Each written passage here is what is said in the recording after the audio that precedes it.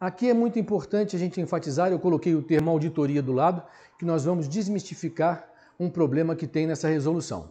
Então, os processos com impacto na qualidade devem ser autoinspecionados, vamos colocar auditados também, conforme frequência previamente estabelecida e justificada.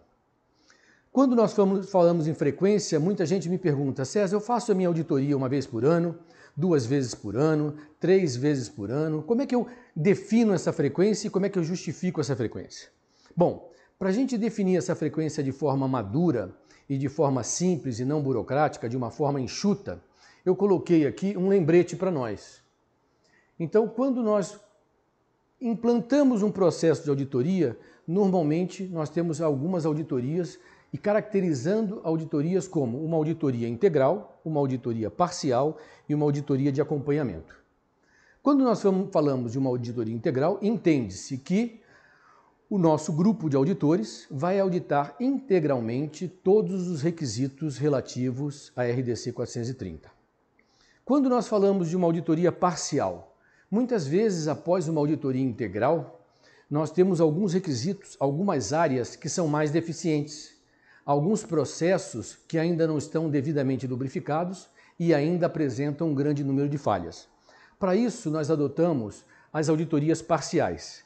Ora, se eu tenho um processo maduro e estabeleço que anualmente eu vou implementar uma auditoria integral, e vocês vão ver que isso dá trabalho, por isso uma vez por ano é suficiente, eu posso fazer algumas auditorias parciais, analisando aqueles requisitos, como eu citei, que são os requisitos mais frágeis, aqueles requisitos que a nossa empresa ainda não tem maturidade suficiente e que ainda estão apresentando não conformidades. Isso nós chamamos de auditorias parciais e elas podem ser feitas semestralmente ou quadrimestralmente.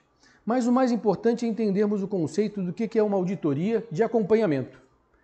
Logo após uma auditoria integral, quando nós identificamos as não conformidades e abrimos as ações corretivas, e essas ações corretivas têm um prazo de implementação, 30 dias, 60 dias, 90 dias, é importante que a gente planeje auditorias de acompanhamento. Para verificar o quê?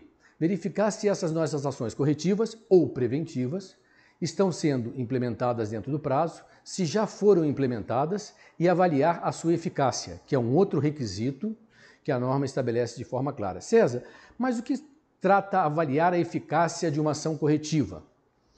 É importante a gente lembrar que toda vez que eu identifico uma não conformidade, eu estou falando de um requisito, de uma constatação e de uma evidência.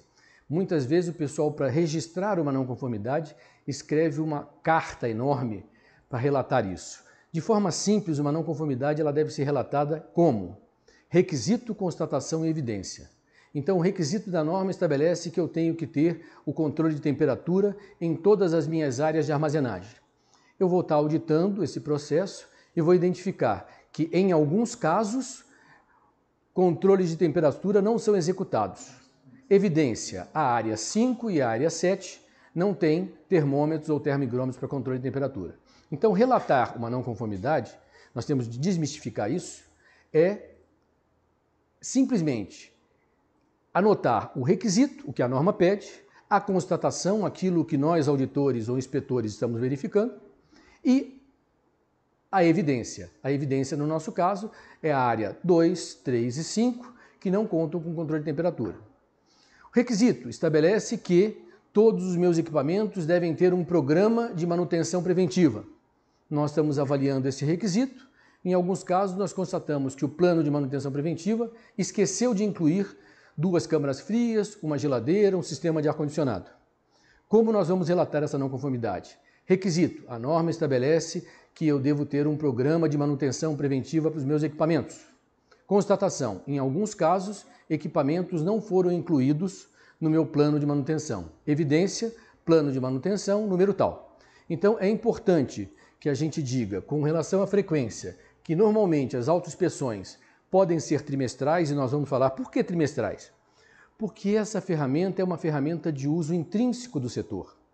Quando eu falo em autoinspeção, nós já vamos mergulhar nisso, eu falo que o dono do processo, a equipe daquele departamento, pode planejar autoinspeções trimestrais, de tal forma que quando eu faço a minha auditoria anual, muito das não conformidades que poderiam surgir já foram resolvidas internamente, lógico, com ações corretivas, pelo time ou pelo dono do processo ou pelo gerente do departamento.